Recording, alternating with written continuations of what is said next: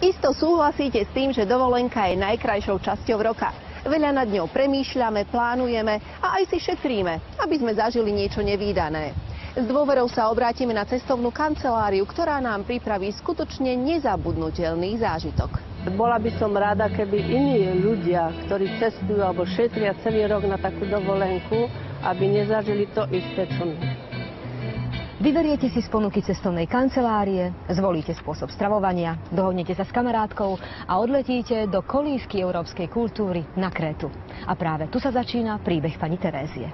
Keď sme prišli po polnoci na tento hotel, tak hotel alebo naša izba bola zatuchnutá, nevyvetraná, nebola uprataná, klíma nebola pustená, chladnička nefungovala.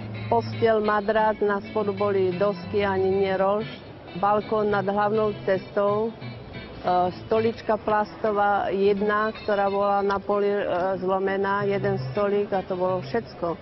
Vece zatuchnuté, neumyté, špinavé. To nie je ani hotel Neon, to je ako nejaká ubytovňa. Rozhorčenie pani Terézie je na mieste. Pôvodne si totiž minulé leto kúpili s kamarátkou ubytovanie na Kréte v trojhviezdičkovom hoteli so službami all inclusive, teda nepretržitým jedlom a nápojmi. To, čo po prilete videli, zachytili fotoaparátom a spísali s delegátkou cestovnej kancelárie protokol. Tá prisľúbila skoré sťahovanie. Keď sme zistili problém, i hneď sme to začali riešiť. Samozrejme, také detaily, že klientka došla v noci. To sme už nemohli skoro niečo robiť. Ďalší deň od rána, ale sme to začali robiť a už na druhý deň jej dovolenky sme dokázali zabezpečiť, aby ona začala čerpať to, čo si zaplatila. Prileteli sme štvrtok, boli sme ubytovaní na hoteli Neon, piatok sme tam ostali a až v sobotu po obede nás previezli na pôvodný náš hotel, kde sme na svoju izbu prišli o 3:00 po obede. Vtedy podľa pani Terézie dostali aj možnosť využívať služby all inclusive. Potom z tej dovolenky vlastne nebolo nič, my sme si nevybali ani kufre, nič.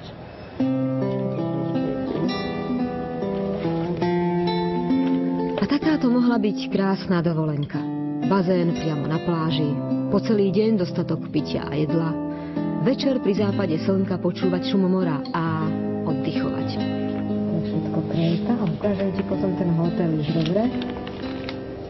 Situácia sa ale vyvinula inak.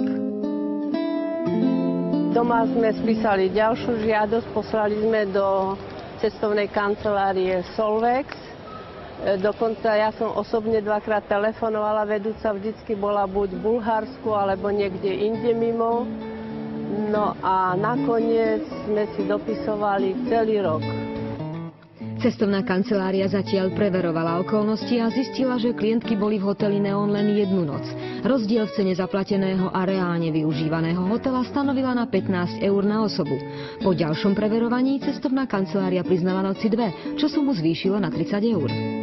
Samozrejme sme zaplatili za 2 dny, čo naša klientka nepoužívala služby all inclusive, aj keď už druhý deň ona toto používala. Ak klient podá sťažnosť, v ktorej kvalifikovane preukáže, že jeho služby neboli v súlade so zmluvou a že teda mu bolo neposkytnuté ubytovanie, ktoré mal zmluvou zabezpečené v kvalite a išiel do kvality nižšej, čo je teda absolútna výnimka, to by sa stať nemalo a s tým by klient mal súhlasiť. Ako náhle takýto prípad nastane, mal by súhlasiť a cestovná kancelária automaticky by mala tento rozdiel doplatiť. Slovenská asociácia cestovných kancelárií a cestovných agentúr má len etický vplyv na svojich členov. Detailne sa môže zaoberať reklamáciou, len ak ju vyzve Slovenská obchodná inšpekcia. Tá v dlhom liste skonštatovala, že ak klientky nesúhlasia s vybavením reklamácie, môžu sa svojich nárokov domáhať na súde.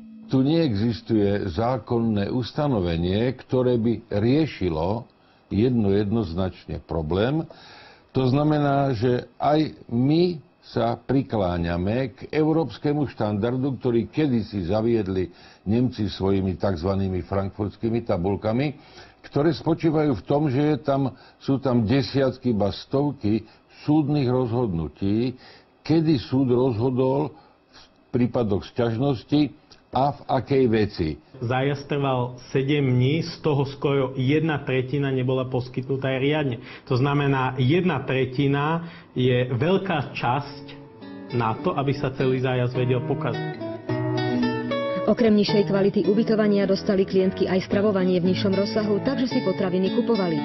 Hoci doklady o nákupoch odložili, nie sú pre cestovnú kanceláriu jednoznačné. Nemohli sme súhlasiť s niektorými z nich, pretože jedna nebolo nám úplne jasné, čo ona tam kupovala, aj keď nám dala nejaké bločiky, kde bolo napísané supermarket, ale z princípu všetko, čo si na mieste platila ako nápoje, stravovanie počas dňa, my sme to v tomto odškodnom zaplatili. 15 eur vyúčtovaných za osobu a deň znamená rozdiel v kvalite hotela, poskytovaných službách a úhradu za stravu, ktorú si klientky zabezpečovali. A spotrebiteľky si správne mohli zabezpečiť stravu na vlastné náklady. Z titulu náhrady škody by mali byť tieto peniaze taktiež nahradené. Žiaľ, od našej klientky nedošli žiadne konkrétne pripomienky. Tým pádom my považujeme a sme považovali do toho okamihu, než ste vy došli za nami, túto celú záležitosť za vyriešenú. Mali sme splácené celé 3 dni dovolenky, tak by sme žiadali od cestovnej kancelárie, aby nám celé tieto 3 dni uhradila finančne naspäť. Zájazd je neopakovateľný, jedinečný, cestujúci sa na ňo teší, plánuje ho a vzniká mu určitá morálna újma, inak povedané, dochádza k ujdeniu tej radosti z dovolenky. A európska judikatúra v tomto prípade potvrdila, že spotrebiteľ má okrem tých vecných náhrad právo aj na úhradu tej ušlej radosti z dovolenky.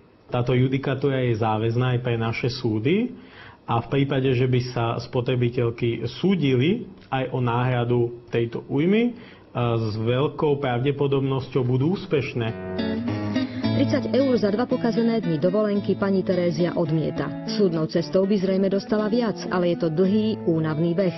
Rozumnejšie bude spísať rukou právnika konkrétnu predstavu o kompenzácii a podložiť ju dostupnými faktami. Istou nádejou na priaznivé vyriešenie reklamácie môžu byť slová majiteľa cestovnej kancelárie.